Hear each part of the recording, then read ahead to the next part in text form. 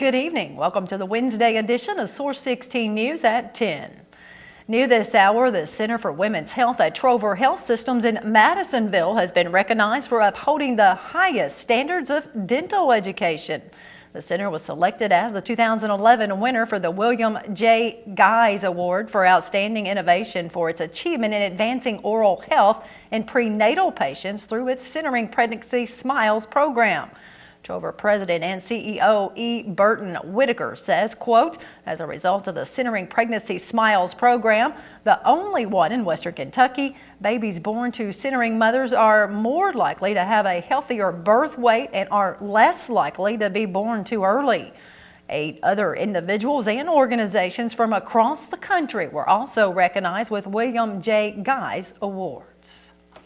The fourth and final individual involved in the February 2009 shooting death of Desmond Welch of Crofton was sentenced in Christian County Circuit Court today. Before sentencing, Judge Andrew Self requested Philip Green to take a last-minute drug test, which came back negative for marijuana.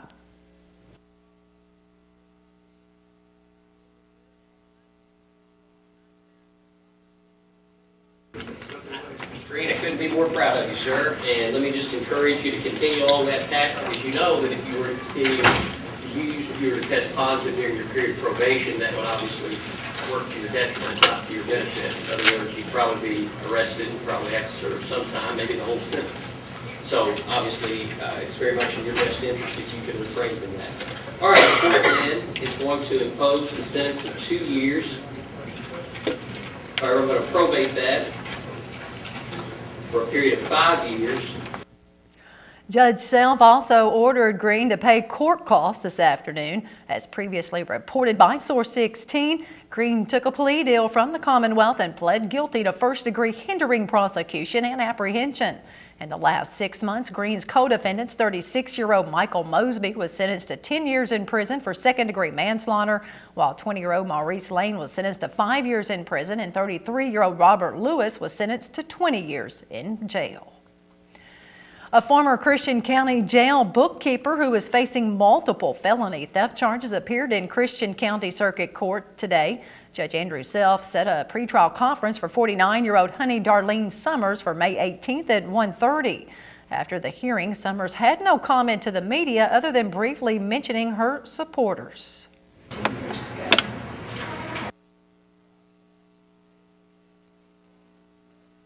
They're my rock, my mom, and my best friend. According to her indictment, Summers allegedly stole over $40,000 between 2004 and 2007 while she was employed as the administrative assistant under former jailer and current sheriff Livy Level.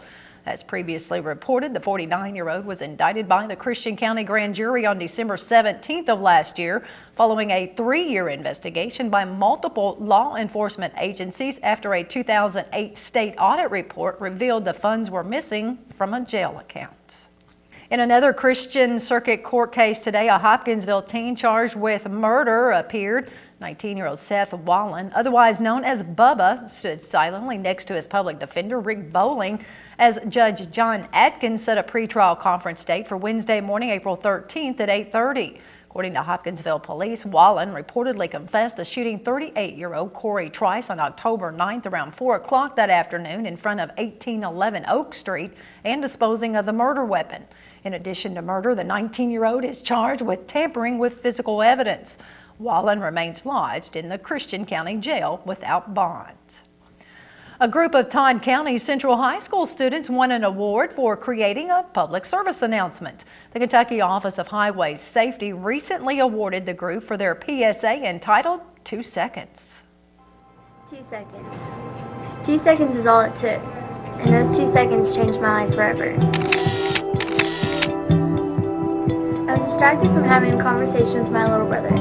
From 2 seconds of distracted driving to 2% chance of life.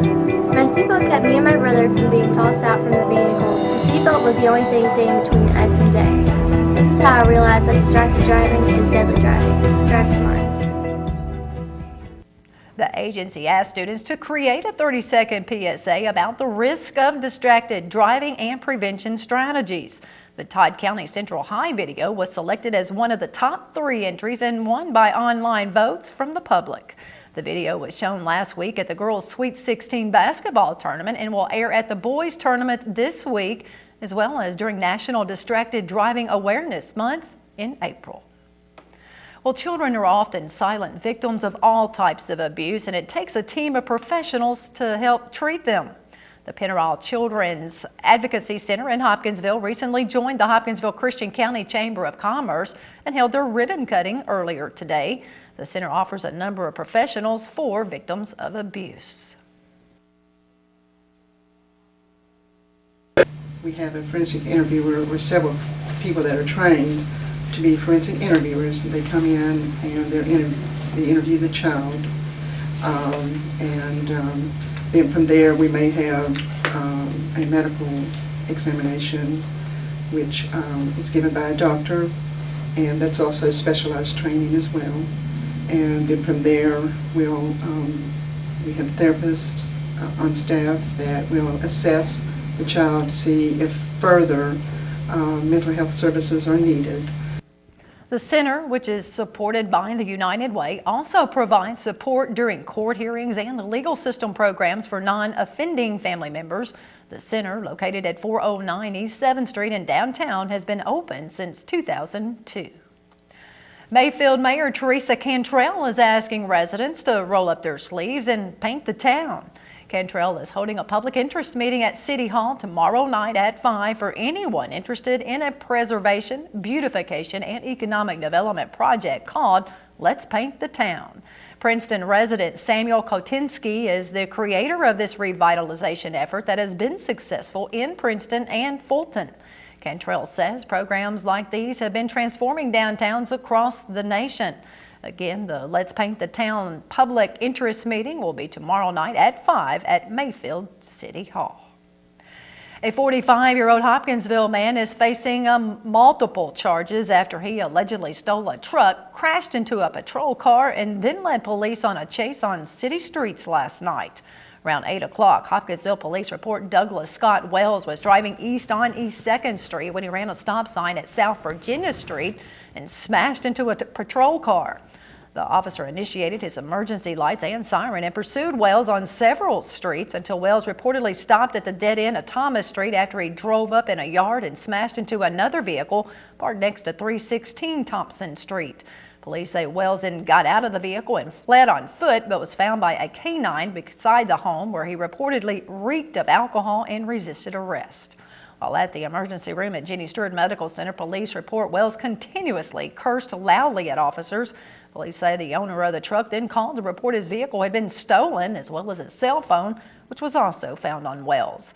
Wells was lodged in the Christian County Jail on numerous charges, including leaving the scene of an accident, first-degree fleeing, evading police, resisting arrest, receiving stolen property over $500, less than $10,000, criminal mischief, and driving under the influence of alcohol. The graduation bill has passed the Kentucky House of Representatives for the third time. In a statement from Governor Steve Beshear, he commended the legislators for passing the bill with overwhelming support and understanding the importance of putting our children first. He went on to say that students who drop out tend to earn thousands of dollars less annually than high school graduates and tend to rely on more social services. Beshear adds that this bill will help students thrive and also help build a better educated workforce. The governor says, quote, "It is time for the Senate to give this bill a fair hearing and an up or down vote."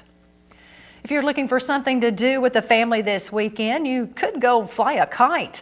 The Hopkinsville Parks and Recreation Division is holding the second annual Kite Fest this Saturday at 1 p.m. at DeBow Recreational Complex on North Drive. Heather Campbell with the Division of Parks and Recreation says it doesn't matter what age you are, everyone enjoys flying a kite. And we just like to try to get out there and see what people enjoy and try to hit everybody in the community so that everybody can come out and have fun.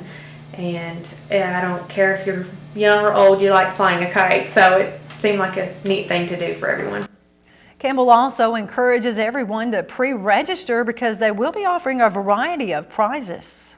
Everybody that calls me at the rec department at 887-4290 gets entered in the pre-registration drawing, and that day we'll have all of those names in a hat and we'll pick out the winner, and they get a kite that's valued at over $100. And then also that day we're going to be giving out prizes for the youngest and the oldest flyer that we have there. Again, the Kite Fest is this Saturday at DeBow Recreational Complex on North Drive at 1 o'clock. Well, now it's time for Hopkinsville Christian County Crime Stoppers Coordinator Paul Ray with the featured fugitives of the week. This week, Hopkinsville Police need your help locating 2 wanted fugitives. Police are looking for 29-year-old Isaac Elias Dodd, who's wanted for failure to appear on felony charges. Dodd is a white male who stands 5 feet, 8 inches tall, and weighs 140 pounds. His last known address was the 1600 block of South Main Street. Police are also looking for 28-year-old James Henry Bryson, who's wanted for contempt of court. Bryson is a black male who stands 5 feet, 11 inches tall, and weighs 145 pounds. His last known address was the 2800 block of Greenville Road. If you know where police can locate these wanted fugitives, and we've got cash waiting for you, pick up your phone now and call our tips line at 887-TIPS. If your information leads to an arrest, Crime Stoppers will pay you a cash reward. And remember, we will never ask your name, and you will not have to appear in court.